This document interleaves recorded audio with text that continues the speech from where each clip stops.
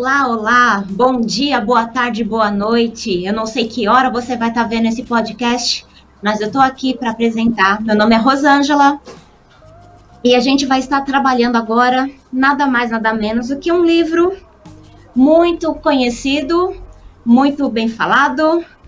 E vamos lá. Sejam muito bem-vindos ao Eaglescast, alçando voos altos para o conhecimento e o seu desenvolvimento intelectual. E hoje vamos mapear a mente de um filósofo muito conhecido, aquele que defende a filosofia do pensamento positivo, nada mais, nada menos do que Napoleão Hill. Muitos já ouviram falar, detentor aí do best-seller do Quem Pensa Enriquece, muito bem conhecido. E a gente vai trazer aqui um pouco de uma entrevista intrigante que ele fez. E nós vamos falar hoje simplesmente do pensador filósofo, o defensor da filosofia do pensamento positivo, Napoleão Hill, o cara que enfrentou seus medos, enfrentou as dificuldades e um dia pegou Satanás pelo chifre e veio fazer uma entrevista com ele. Aquele que é o chifrudo, o cara do mal, o lado escuro, o lado negro da força, o fé de fumaça. Tem tantos nomes que podemos definir. Em muitas religiões é o inimigo das nossas almas, o lado escuro do yin yang, a energia cósmica do mal. Tantos nomes que podemos definir, mas a definição dele é uma só. É aquele que nos impede de viver nossa vida em plenitude, de ter o nosso pensamento em plenitude, em domínio próprio. E hoje, dentro desse assunto, nós vamos trabalhar ele aqui para o mundo do RH, que vamos trazer aqui nossos entrevistados, que é o Rodrigo, a Ananda e a Nínive. E dentro desse assunto, dentro desse livro, nós vamos trabalhar hoje um assunto que é a alienação do medo. A alienação do medo, no livro, ele trata sobre o medo que congela as pessoas. É uma arma muito efetiva de Satanás, do inimigo, como você preferir chamar, a oposição, você que prefere, que escolhe como você vai chamar. Mas é uma arma que ele usa muito e muito bem, que é para alienar a mente da pessoa e conseguir paralisar seus pensamentos, a sua ação, a sua forma de agir, por conta do medo de enfrentar o novo, em fazer algo diferente, sair daquela rotina para ele algo desesperador. E eu quero chamar aqui o Rodrigo para falar o que você pensa sobre esse assunto, como você enfrenta a alienação do medo na sua vida, na relação com as pessoas, no seu cotidiano. E aí, Rodrigo?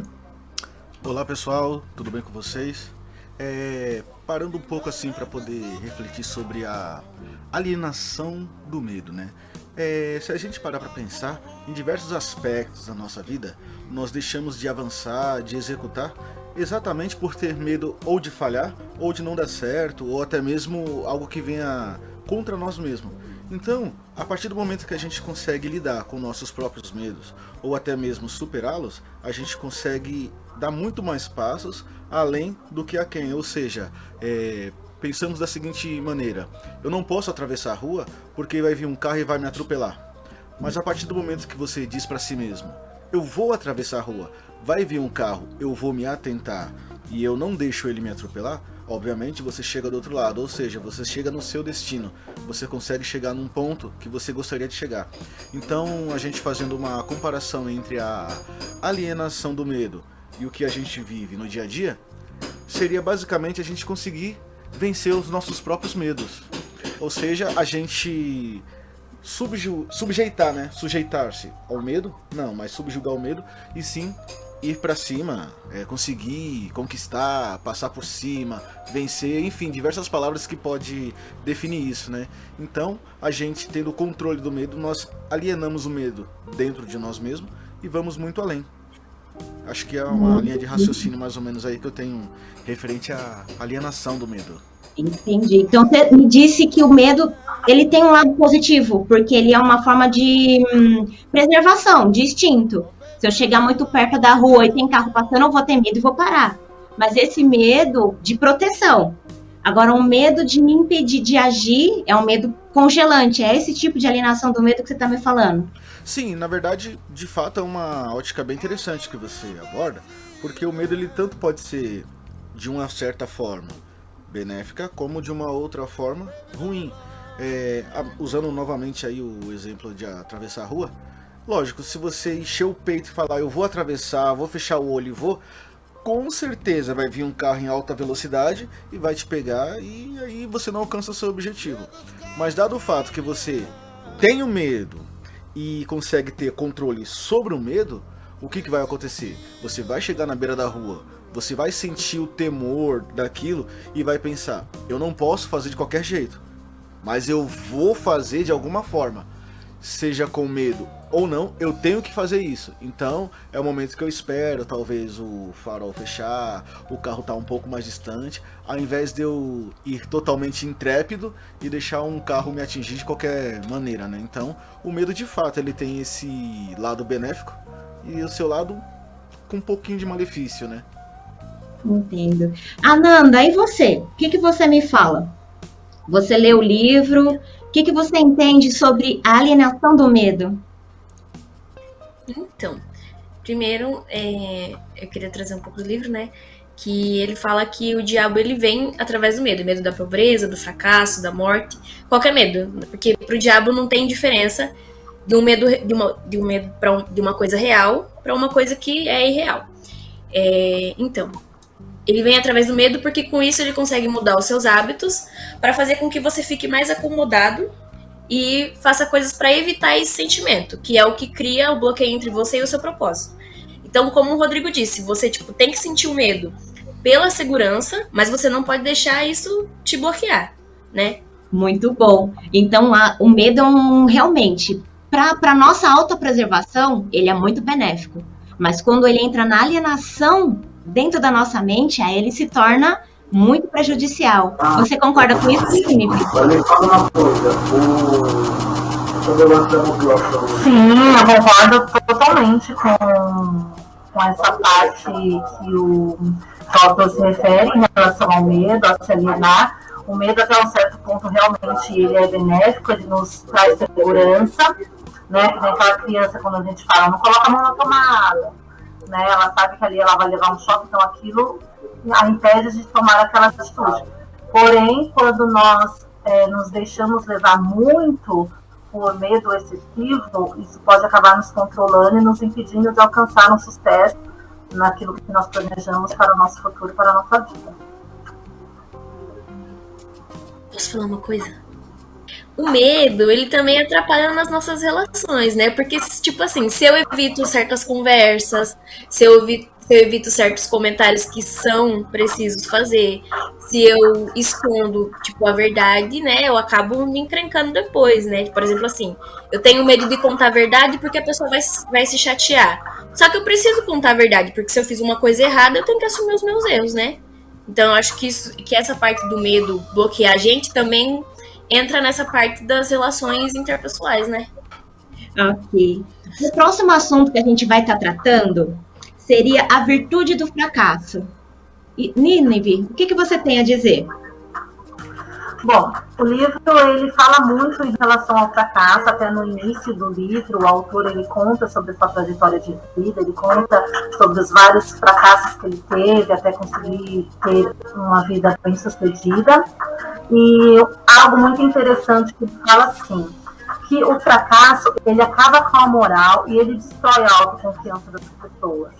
Ele diz que, porém, ele diz que cada fracasso traz junto a si uma semente de um sucesso equivalente. Então, quer dizer que o fracasso ele não é o fim.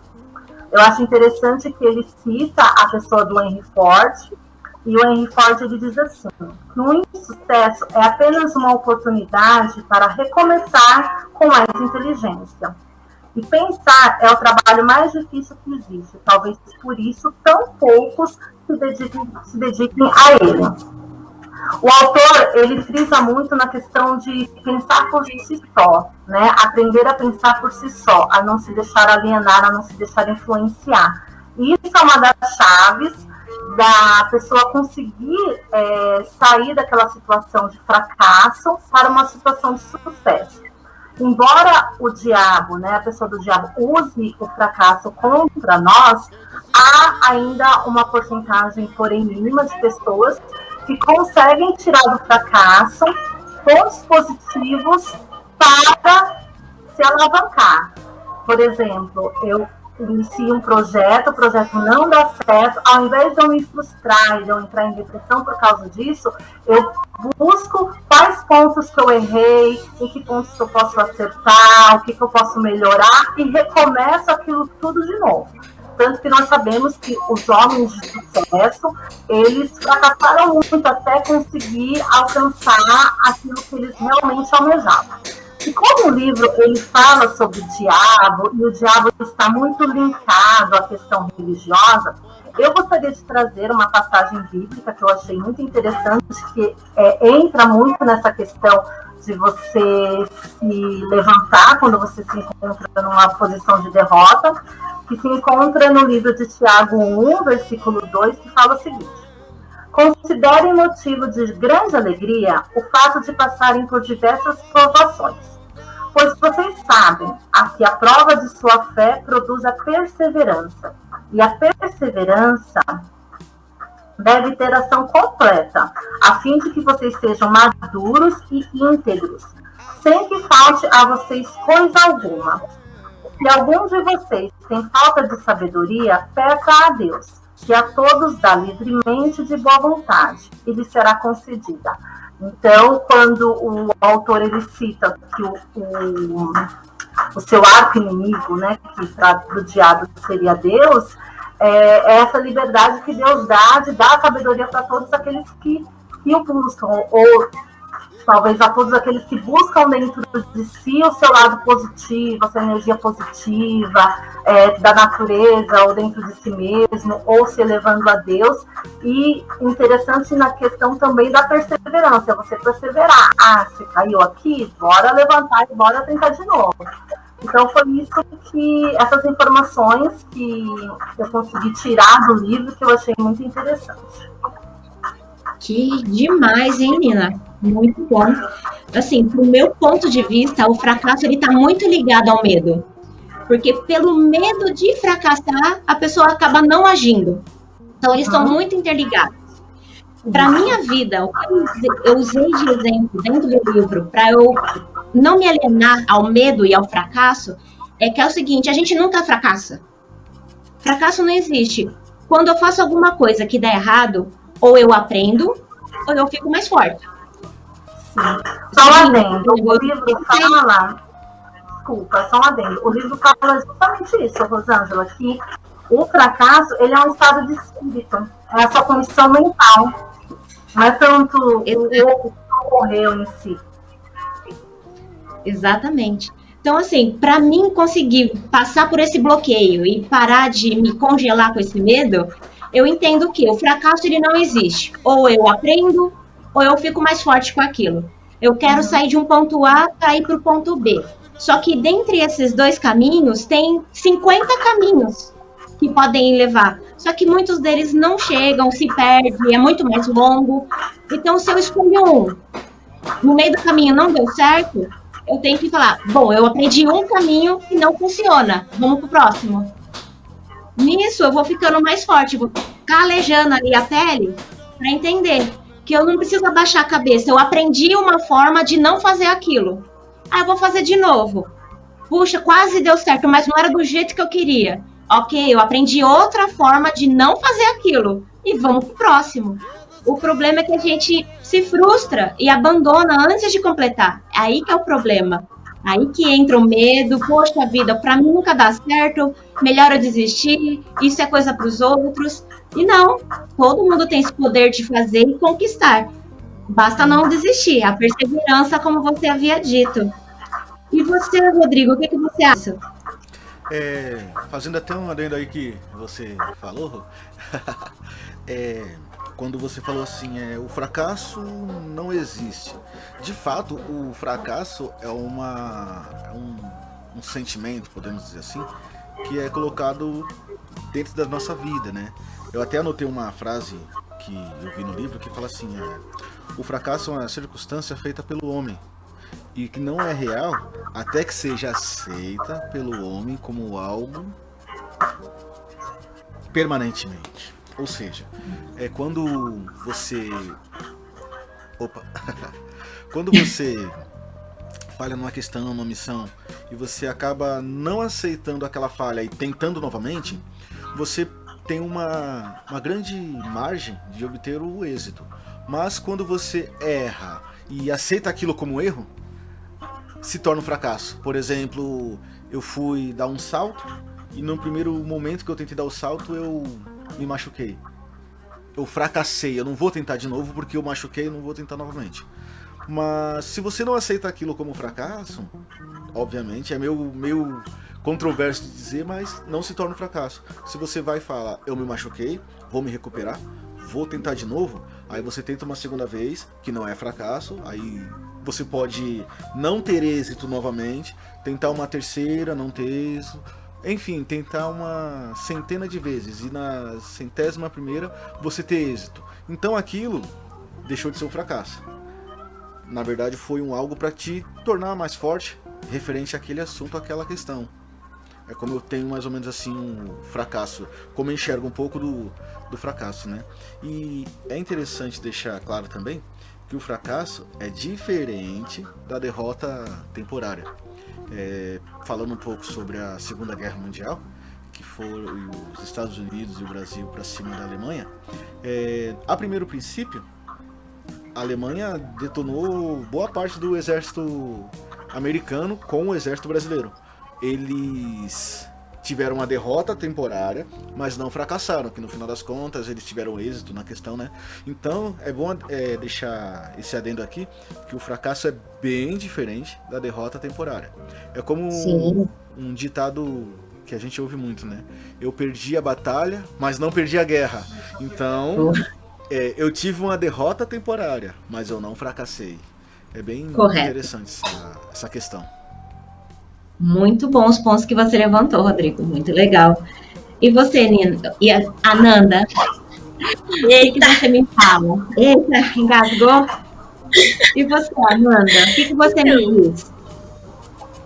Eu tenho uma frase do livro que eu gostei muito, que ele diz assim: a maior parte dos fracassos reais se deve a limitações que os homens impõem a si mesmos em suas próprias mentes. E quando o Rodrigo falou, me veio uma coisa em mente, que ele disse assim, que você pode tentar, e lá na 1000ª vez você conseguir. Eu acho que cada vez que você erra, você aprende como não errar de novo. Por exemplo, você errou todas essas vezes e, tipo, quais foram as coisas que não deram, essas vezes que você pode fazer agora para dar, né? Ele citou, por exemplo, também, né, quando da guerra aí, eu só consegui pensar no quê? Quando o Brasil perdeu para a Alemanha de 7-1. Eu ainda acho que a gente consegue o Hexa em 2022, sabe? Porque foi uma derrota, mas não foi um fracasso. Muito bem. Verdade. Um outro assunto que o livro aborda, e a gente gostaria de estar tratando aqui, seria referente ao ritmo hipnótico. Yasmin Ananda, me fala, o que você entende de ritmo hipnótico? Então, no livro ele fala que o ritmo hipnótico é uma lei da natureza, uma forma universal de energia e o estágio final do hábito. Você já fez aquilo tantas vezes, pensou tanto daquela forma que acabou virando algo permanente e automático na sua vida, né? O diabo, ele diz que os maus hábitos devem ser quebrados antes de chegar a esse estágio, né? Ele até dá o exemplo de um músico. O músico, ele precisa treinar incessantemente uma música para conseguir tirar ela no instrumento. E depois ele faz isso de maneira muito intuitiva. O ritmo hipnótico acontece da mesma forma, só que com os hábitos, sejam eles bons ou ruins. E é através do lidar com as adversidades que você se livra do ritmo hipnótico, porque assim você encontra, né, uma oportunidade, você pode vir a encontrar uma oportunidade para um novo começo, né, e para a criação de bons hábitos, né. E como ele diz no livro também, a mente nada mais é do que a soma de todos os hábitos. Perfeita a sua explicação, Ananda. Amei. Muito bom. No meu ponto de vista, o que é o ritmo hipnótico? É um conjunto de hábitos que você faz ali tão repetidamente há tanto tempo que você já está no automático. E você já está envolvido nele de tal forma que você já não consegue mais perceber que está fazendo aquilo. O problema é que, assim, seja ele pro lado bom ou seja ele pro lado ruim. Se você cria hábitos bons, você só vai fazendo tão no automático que você nem percebe que fica assim, cada vez fica mais fácil trazer mais hábitos bons. Porque você já colocou ele no automático. Mas se você pratica hábitos ruins, você faz aquilo tantas vezes que você nem percebe e está cada vez mais em declínio. Porque já está no seu automático e depois é cada vez mais difícil se desenrolar daquilo. Eu pesquisei um pouco sobre hábito e eu vi que para desenvolver um hábito, você precisa repetir ele 21 dias seguidos. Você tem que fazer aquele hábito, aquela mesma determinada coisa. A partir de agora eu quero fazer um novo hábito. Eu quero ler livro, eu quero ter hábito de ler um livro. Eu tenho que fazer isso 21 dias seguidos ininterruptamente. Que assim eu crio uma nova conexão neural e esse hábito é instalado no meu cérebro. E assim, a partir dali, começa a se tornar natural. Eu não preciso fazer força, não me dá mais sono de ler, não me dá mais cansaço, porque já entrou num hábito. É dessa forma, você tem que definir que hábito que você quer criar a partir de agora. Porque eu percebi que esse aqui é ruim.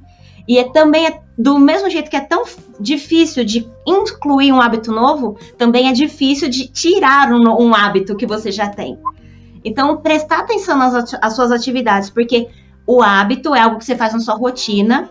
A partir do momento que ele foi instalado em você, ele entra no automático. E para você tirar ele de você, é muito mais difícil. Porque quando você menos percebe, você já está lá fazendo ele de novo. Então, o hábito é um conjunto, o ritmo hipnótico é um conjunto de hábitos. Um conjunto que vai te levar para uma resposta positiva ou uma resposta negativa. Mas não é porque, olha o que o mundo fez comigo. Eu falei, não, olha o que o mundo fez com a minha vida. Olha o que eu fiz com a minha vida. Porque eu que escolhi qual hábito que eu estou colocando na minha vida. Então, não posso culpar ninguém, porque fui eu que escolhi. Então, assim, eu procuro, não vou dizer que é fácil, nunca foi, mas incluir sempre bons hábitos. Um hábito alimentar, um hábito de rotina, um hábito de leitura. Incluir isso, porque aí fica mais fácil. E quando eu menos perceber, já está natural para mim. Isso é o que eu penso sobre ritmo hipnótico. E você, Nina, como que você tem a compreensão? Eu tive a mesma compreensão que vocês, e ele fala mesmo que qualquer impulso de pensamento que a mente repita mais de uma vez acaba se tornando um hábito organizado. Porém, é sim possível quebrar esse ritmo de hábitos ruins que nós temos no nosso dia a dia, na nossa vida. E como seria possível? Com muita disciplina, muito autocontrole e muito foco, né? Eu não consigo agora me lembrar, eu acho que eu tenho muitos hábitos ruins, então eu preciso me focar nisso, até refletir quais são os hábitos ruins que eu tenho. Mas uma coisa muito interessante, todo final de ano, eu acho que isso cabe para o assunto. Toda virada de ano nós fazemos promessas. Só que nós nunca nos lembramos que essas promessas vai depender de mudanças de hábito, vai depender de autocontrole, vai depender de você ter disciplina naquilo. Por exemplo, na virada do ano, eu disse que eu leria 21 livros no ano. Gente, eu só li um. Eu só li um. Por quê? Porque eu não me autodisciplinei em fazer isso, entendeu? Eu não coloquei isso como foco na minha mente. Então, eu tenho um hábito também muito ruim de, quando eu quero descansar, eu acabo perdendo muito tempo com o YouTube, com Netflix. Acaba se tornando um hábito mesmo. É difícil de se desfazer disso, de se desprender disso. Só que eu acredito que com a autoanálise, quando a gente se autoanalisa e quando a gente enxerga a necessidade que nós temos de mudar e que nós devemos nos autodisciplinar com isso, é sim possível sair dos hábitos ruins, começar a trocar eles por bons hábitos. Por exemplo, eu tive uma notícia muito ruim, que o meu triglicérides estava alto, e a minha vida, gente, era comer pão, arroz, carboidrato a pé. Só que isso me trouxe um medo. Aí, ó a parte legal também do medo, do lado vantajoso da coisa. Isso me trouxe um medo, porque eu pensei, poxa, eu não quero morrer cedo. Eu vou me cuidar. E eu estou conseguindo. Tanto que eu já estou 2 semanas, as 3 semanas, eu mudei meu hábito alimentar, né? Comecei a fazer uma dieta mais rigorosa. 2 vezes eu enfiei o pé na jaca, comi um pouco de arroz e macarrão, mas sabe quando você não sente prazer? Então, quando você começa a mudar o seu hábito, se em algum momento você voltar para o seu hábito antigo, aquilo já não vai mais te fazer o prazer que você tinha antes, né? Logicamente que não foi uma pizza, foi um arroz e um macarrão. E eu não senti o mesmo prazer. Então, os novos hábitos, os hábitos bons, acabam te conquistando, sabe? Fazendo parte da sua vida e você consegue sentir prazer naquilo. Então, essa é uma das minhas experiências, né, que eu passei nessa relação em que o livro trata sobre os hábitos e o ritmo hipnótico. Muito bom. Legal, tá vendo aí? Você teve experiência viva, né? Você passou por ela para entender como funciona. E você, Rodrigo? Então, pegando um pouco do gancho da Ananda, até mesmo sua linha de raciocínio, Rô, e até com um exemplo da Nini, encaixa bastante aqui numa frase que eu vi nesse livro, né, que fala assim: somente de novas oportunidades quebra o padrão do ritmo hipnótico. Ou seja, se a gente parar para esmiuçar um pouco esse assunto, a gente vê que a questão do ritmo hipnótico está imposta dentro do nosso subconsciente ou até mesmo dentro do nosso dia a dia. Então, quando nós conseguimos impor para nós mesmos novas rotinas, novos quadros de funcionamento vital, a gente começa a quebrar essa questão do ritmo hipnótico, sendo que essa cadeia é imposta dentro da nossa própria mente, porque a gente está condicionado a acordar, fazer a tarefa A, fazer a tarefa B, a tarefa C, chegar à noite, dormir e no dia seguinte acordar, tarefa A, tarefa B, tarefa C. Falando um pouco sobre o que a Nina disse, ela teve que passar por um novo obstáculo, uma nova adversidade para poder fazer essa quebra do ritmo hipnótico, que ela estava presa, porque o ritmo hipnótico é como se fosse um círculo, que a gente segue aquela linha e nunca ultrapassa essa linha para nada. Então, quando a gente descobre, não é nem um novo padrão, porque se você descobre um novo padrão, você encaixa naquele círculo, só torna o círculo maior. Mas quando a gente consegue quebrar essa barreira, esse círculo, alguns podem falar sair de fora da caixinha, a gente começa a não encontrar adversidades, mas começamos a ver um novo mundo, né? A gente até, na verdade, pode falar como uma adversidade, né?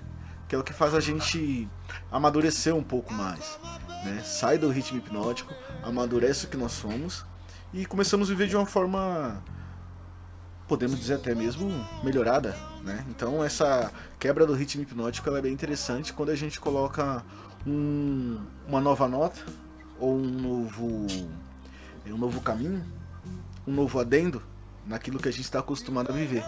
Então acho bem interessante essa questão de você saber enxergar quando você está dentro de um ritmo hipnótico e, além de enxergar, saber driblar essa questão para sair desse círculo, como todo mundo diz, círculo vicioso. Perfeito. Ai, Rodrigo, então vou pedir para você mesmo dar seguimento no nosso assunto, porque o próximo título que a gente vai trabalhar é Aprendendo com a Diversidade. E você já começou a falar dele, então continua. Certo. Como que é Aprendendo com a Diversidade? Então, se a gente, baseado também em muitas informações que eu li no livro, se a gente parar para pensar, vamos voltar na nossa infância. Que a gente, obviamente, nasce, né? Não sabemos falar, não sabemos até mesmo se alimentar de uma forma correta, né? Mas vamos falar do andar, a forma que nós andamos, né? Que a gente começa tentando levantar a cabeça e diz alguns pesquisadores que a gente fica levantando a cabeça para procurar a mãe, que é aquela pessoa que a criança tem mais contato na infância. Então aí a criança já começa a quebrar uma adversidade, ela começa a aprender com uma, entre aspas, dificuldade. Então a gente deixando essa frase mais clara, como a gente passa a aprender com as dificuldades, que a adversidade é bem comparada com dificuldade, né? Faz parte, eu creio que faz parte da evolução humana. Nós aprendemos com a adversidade, e eu volto a dizer que isso também é uma armadilha mental. E a gente, fazendo a comparação com o livro, quando se trata do diabo, o diabo seria a nossa mente com aquelas diversas armadilhas. Então, a adversidade acaba se tornando também uma armadilha. Por quê? Nós não queremos passar por problemas, por dificuldades, para ter aprendizado. Se a gente não passa por adversidade, a gente volta no tema anterior, que é o círculo da questão hipnótica, né? Então, quando a gente lida com o novo que nos assusta, primeiro sentimento, no caso, seria recuar. Mas quando a gente respira fundo, perde o medo, que é aquele primeiro assunto, né, que nós tratamos, e vai para cima dessa adversidade, isso nos torna mais forte. É a mesma coisa de eu falar mais ou menos assim, Rosângela, você não atravessou a rua, mas eu atravessei, porque eu tive que lidar com esse problema e achar a solução. Então, a minha solução foi andar um pouco além, chegar, por exemplo, na faixa de pedestre e atravessar. Então, eu aprendi dessa maneira a driblar essa adversidade. Então, isso torna mais forte, nos torna mais forte. Então, é uma informação que eu consigo passar, porque eu tive que ser testado naquela questão para poder me fortalecer dentro daquele assunto. Não sei se vocês entenderam mais ou menos, é uma linha um pouco bagunçada, mas o que eu entendo sobre aprender com a adversidade é isso. Você está diante de um problema, encarar o problema, obviamente, com sabedoria, para aquilo te tornar mais forte. Então, desde a infância até o momento de hoje, nós estamos nessa constante evolução. E a evolução, ela lida diretamente com dificuldades, né? Se a gente falar da questão da linha evolutiva, que foi um ser que saiu da água, que criou perna, tudo ele estava encontrando dificuldades, se adaptando para chegar até um denominador comum. Essa é a minha linha de raciocínio. Muito legal. E é muito prático para a nossa vida isso, né? Tem que ser aplicado em todas as áreas. E você, Ananda, como você enfrenta a aprender com a diversidade? Então, eu acho que a gente precisa aprender a ser flexível, né? Porque as adversidades, elas fazem da nossa vida e todo dia a gente vai se deparar com algo que é incômodo, por mínimo que seja. Então, é preciso lidar bem com isso, né? Ele aborda que a diversidade força uma pessoa a reconhecer a necessidade de uma inteligência que não está disponível dentro da sua própria mente, mas provém de fontes externas. Então, você pode, com um pensamento positivo e força de vontade, reverter isso em benefício próprio, né? Aprender com isso e com as experiências pode lidar com outros. E com as experiências, tipo, né, dessas adversidades, você pode lidar com outros problemas que podem surgir. Você tá mais forte para enfrentar um problema maior lá na frente, né? Sim, exatamente. É aquilo que você falou, que não me mata, me fortalece. Muito bem. E você, Nina, como você enfrenta as adversidades? Como você aprende com elas?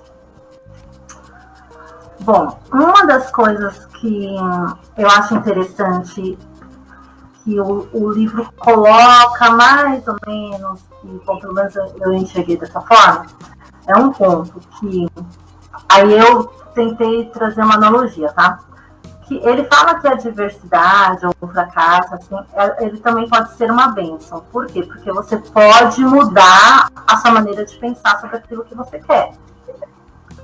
E eu imaginei, vocês já viram aquele programa que tinha, acho que no Gugu, era no Gugu, no Silvio Santos, que as pessoas, elas tinham um objetivo aqui, tinham que chegar num ponto aqui tinha uma parede com 3 portas. E só uma daquelas portas abre, certo? Então a pessoa ia, batia naquela porta, não era aquela porta, e ela batia de novo. Então, isso é uma das coisas interessantes, porque às vezes eu posso ter um projeto, posso ter um plano, e eu estar indo por um caminho, e esse caminho está colocando na minha frente adversidades constantemente. E é a hora de eu pensar, poxa, será que eu não estou no caminho errado? Será que eu não deveria traçar um outro caminho? Será que eu não deveria bater em outra porta? Então a diversidade ela não surge para te colocar no chão, não surge para falar, desiste que você não vai conseguir. Não, mas ela surge também para te mostrar, para te dar um alerta, olha, esse caminho não está certo, você não vai chegar lá, procura outro caminho. Por isso que também cabe a questão da inteligência, de pensar, de raciocinar e não desistir diante da diversidade, porque uma das 3 portas, elas estão abertas para você conseguir chegar ao ponto que você deseja. Nossa, ótima sua análise, muito legal. No meu ponto, lendo o livro e acompanhando aí a conversa de vocês, para mim, aprender com a diversidade é eu conseguir extrair um pouco de bom de tudo que há em volta. Sabe aquela história? No veneno está o antídoto? Vou dar um exemplo assim, de repente tem um gestor lá da minha empresa que eu detesto, cara, não gosto dele, não vou com a fachada dele, a gente não se dá bem. Só que eu preciso aprender alguma coisa com ele. Então eu vou ver o discurso do cara, eu posso não estar concordando com nada, não concordo com o jeito que ele fala, com a ideologia que ele está apresentando, não concordo com nada. Mas eu percebo que ele tem uma boa oratória. Eu percebo que ele consegue se comunicar bem e fazer as pessoas entenderem aquilo que ele quer falar. Então eu consigo olhar e falar, putz, eu tenho que aprender com ele sim. Por mais que eu tenha alguma impressão da pessoa, alguma impressão errada da situação, eu consigo aprender com aquela diversidade. Então é enxergar e ver de tudo que aos meus olhos pode ser negativo, tirar algum ponto positivo daquilo para melhorar a minha forma de entender, a minha forma de enxergar as coisas. E aí sim, de repente, se eu bloqueio, igual a porta que você citou, Nina, eu bloqueio e fecho tudo, eu não vou ter aquele acesso, eu não vou ter aquele entendimento, eu não vou abrir para novas opções de vida, eu não vou me abrir para novos caminhos. Então, sim, eu tenho que olhar de tudo, né? Ouvir de tudo e reter o que é bom. E reter aquilo que é importante, que eu posso usar para me agregar, que eu possa usar como um degrau para ir alcançar um lugar maior. Esse é o que eu entendo, assim, que eu aplico para minha vida de aprender com as adversidades. Dentro desse assunto, a gente vai trabalhar uma coisa que é muito parecida, está muito paralela ali, que além de aprender com as adversidades, a gente tem que ter um propósito definido com autodisciplina. Quem aqui já ouviu falar da história da Torre de Babel? Eu já. A história da Torre de Babel. Então, tinha ali, quando Noé veio, teve o dilúvio, tudo, Deus mandou os filhos de Noé se espalharem e encherem a terra, espalhar por todo lugar, né? Aí teve um grupo lá que falou, e se Deus mandar o dilúvio de novo? Vamos fazer uma torre bem alta, bem grande, que chega aos céus, que mesmo que ele mande outro dilúvio, a gente não vai morrer, a gente vai estar lá em cima, a gente não vai ser atingido. E aquele povo todo falava a mesma língua. E eles tinham um propósito definido, eles sabiam o que eles iam fazer. Qual era o propósito? Construir a torre. E eles tinham muita disciplina, porque eles não tinham engenharia, eles não tinham tecnologia, eles não tinham nada. Eles só tinham a força do braço e todos eles com um foco, um propósito bem definido. Todos conversando a mesma língua e todos com muita autodisciplina, eles começaram a construir aquela torre. E eles realmente construíram aquela torre muito alta, porque traduzindo ali os métodos de côvado que a Bíblia fala, para os dias de hoje, ela foi maior do que o maior prédio já construído pelo homem hoje. Ao ponto de chamar a atenção de Deus e ele olhar e falou, o que esses homens estão fazendo?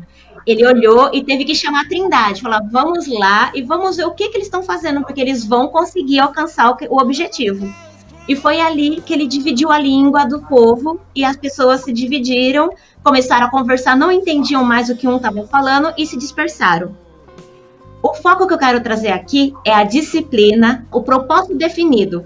Quando a gente conversa a mesma língua, a gente tem um foco, eu sei para onde eu vou. Eu posso estar no lugar mais horrível do mundo, mas se eu sei para onde eu vou, então disciplina para seguir aquele caminho, não tem nada que me segure, não tem nada que me barre. E para você, Rodrigo, o que você entende? Como você enxerga propósito definido?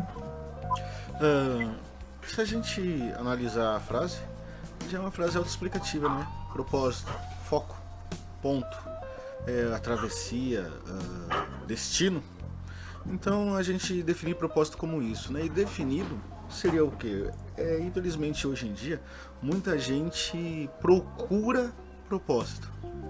E quando eles acham que encontraram um propósito, eles não têm a definição do propósito, não têm a disciplina para alcançar o seu propósito. Então, quando a gente fala sobre um propósito definido, aonde eu quero chegar?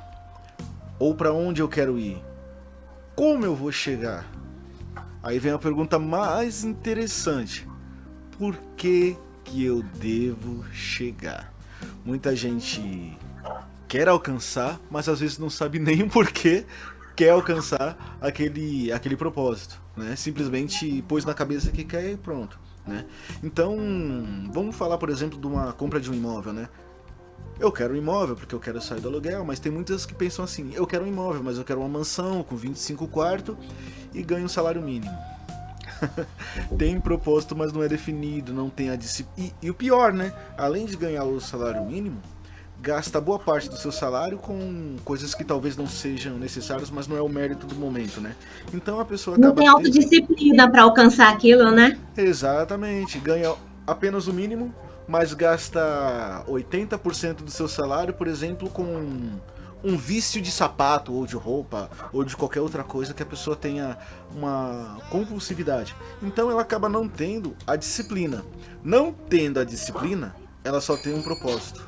E é um propósito sem definição, né? Então, para a gente poder chegar em algum lugar, nós temos que primeiro traçar um plano. Depois de traçar esse plano, como a gente vai chegar nesse plano? E o melhor de tudo isso é ter não só o foco, mas sim o foco e disciplina, acho que andam junto, né? Então ter a disciplina. Eu não posso olhar para o lado, eu não posso sentir medo, eu não posso entrar no círculo vicioso hipnótico, eu tenho que vencer adversidades, porque é mais ou menos assim. Tudo que a gente tenta fazer, sempre vai ter alguém ou condições que vão nos colocar contra aquilo. Então, quando a gente tem foco, que é o propriamente dito propósito, nós conseguimos ter uma visão linear referente ao nosso propósito, obviamente somando isso com a nossa disciplina. Então, só para esmiuçar um pouco mais aí a questão desse propósito definido com autodisciplina, né? Eu tenho essa linha de raciocínio para poder deixar aí essa questão de reflexão. Muito bom mesmo. E você, Nínive? Como que é a sua autodisciplina? Como que está o seu foco? Como está o seu domínio, seu propósito bem definido? Como você aplica isso na sua vida? Gente, o livro de ligação é uma coisa que eu achei muito interessante, que ele fala dessa questão de definir o propósito, e ele fala que as crianças, quando elas são enviadas para a escola, elas não são enviadas com um propósito definido, somente com o intuito de adquirir um diploma, porque a escola e a faculdade, elas não nos ensinam a viver, né? A maioria foca a criança, foca o adolescente apenas no diploma. E nessa questão de definição de propósito, eu vou até trazer o exemplo da Rosângela. Nós temos que, antes de pensar na questão da autodisciplina, como alcançar o nosso objetivo, nós temos que nos refletir muito em quais são esses propósitos que nós temos. O exemplo que a Rosângela deu da Torre de Babel, aqueles homens, eles não, por mais que eles quisessem se defender, eles não tinham um propósito bom, porque eles tinham, a intenção deles era se elevar ao patamar de Deus. E nós sabemos que na religião nenhum homem pode chegar ao patamar de Deus, porque nós somos criaturas, nós não somos o Criador. E foi justamente por esse motivo que Deus foi lá e separou a língua deles. O mesmo caso do Hitler. Qual era o propósito do Hitler? Hitler, ele tinha um propósito de dominar o mundo através da geomonia. E não era um propósito bom, graças a Deus que não deu certo. Então, isso é uma coisa também que nós devemos realmente nos analisar. Será que o propósito que eu tenho, será que a intenção que eu tenho é uma intenção benéfica? Vai trazer benefícios para mim? Vai trazer benefício para o meu próximo? Vai trazer benefício para a minha família? No que eu estou contribuindo para a sociedade? No que eu estou contribuindo com a minha família? Com isso que eu quero. A partir do momento que eu entendo que esse propósito realmente é um propósito benéfico, aí realmente eu tenho que entrar na minha autodisciplina para poder alcançá-lo, para poder alcançar esse objetivo. E uma coisa muito interessante que o autor fala é que desde o início, ele no seu projeto de vida, ele tinha a intenção de ser útil. Não apenas de enriquecer, não apenas de ter aquilo para ele mesmo, ele queria ser útil. Então, que quem quiser ler o livro depois, que todo o propósito que você colocar na sua vida, que todo objetivo que você colocar na sua vida, seja com o objetivo de ser útil a alguém, de fazer o bem a alguém. Nem que for uma única pessoa, já vai valer a pena. E aí vale todo o seu esforço durante a caminhada e durante o processo. Que ótima essa lição, muito bom. Se todo mundo fizer isso, o mundo fica muito melhor, né? E você, Yasmin, como que é? Yasmin Ananda, eu vou aprender. Como que é para você aprender, né, aí com propósito definido e autodisciplina? Então, no livro, ele fala sobre pessoas alienadas e pessoas não alienadas, né? Os não alienados são aquelas pessoas com o propósito definido e com os hábitos que auxiliam a chegada ao sucesso. Então, eu acho que a maior lição do livro é essa, né? De que você precisa definir onde você quer chegar e se propor a fazer o que for preciso para chegar até lá, né? E outra coisa também que ele fala é que a sua maior responsabilidade é com você mesmo. Você tem que ser a sua prioridade. E aí, se sobrar tempo e recurso, você dá aos outros, né? E o diabo diz que a virtude está nisso. Eu vejo isso como autodisciplina, primeiro porque eu acho que isso vai de encontro até com a matéria, né, de relações interpessoais, que é como, tipo assim, como você vai respeitar o outro, entender o outro, né, os seus limites, se você não faz isso com você mesmo. E segundo, porque a gente aprende que tem que dar, tipo, pros outros o que a gente tem, porque então volta. Mas eu acho que você tem que fazer isso porque você pode, não por barganha, né? Então eu acho que você tem que se dedicar aos seus afazeres, não colocar obstáculos no seu caminho, né, que seria o medo, não ficar com medo, tipo, de fracassar, entendeu? Mas como a gente trouxe nessa conversa toda, aprender com isso, não deixar ele te limitar, né? E enfrentar essas coisas para chegar no que você define como sucesso. Que demais! Gente, nosso tempo tá acabando. Para vocês aí que estão nos vendo, é esse o livro, tá? Quem quiser saber um pouco mais, tá aqui a dica. Para você que está nos ouvindo, Mais Esperto que o Diabo, Napoleão Hill. Muito bom para o seu autodesenvolvimento, para o seu desenvolvimento pessoal e o seu relacionamento com outras pessoas, porque quando você se entende, você entende os próximos. Então tá aí a nossa dica, vamos estar encerrando aqui o nosso Eaglecast. Gente, muito obrigada pela participação de todos vocês, agradeço muito e até no próximo debate, a próxima discussão de livro, ok? Beleza, obrigado aí também pela disposição de escutarmos, né? E é isso, espero que tenha servido para alguém essas reflexões, né? E que você consiga implantar na sua vida e tudo de bom para todo mundo que estiver ouvindo esse podcast. E é isso. Ok, muito obrigada. Obrigada, agradecer essa oportunidade, espero que possamos fazer muitos outros podcasts sobre esses assuntos, que vocês se autodisciplinem, que vocês se foquem no projeto de vocês. E eu vou deixar uma frase aqui bem interessante que diz o seguinte: o amor, ele lança fora todo medo. Encha-se de amor próprio, ó, pega na estrada que você vai alcançar seus objetivos. Muito bom. Obrigada, viu, gente, pela oportunidade, como diz a Nina. E é isso, não tenham medo, entendeu? O medo tá só aqui dentro, E é isso. É isso aí. Gente, segue a gente, curte, compartilha, vai lá, segue Eagle Research RH no nosso Instagram. Vai lá e acompanha a nossa rotina, ok? Valeu, até a próxima. Tchau, tchau. Beijo, gente. Tchau.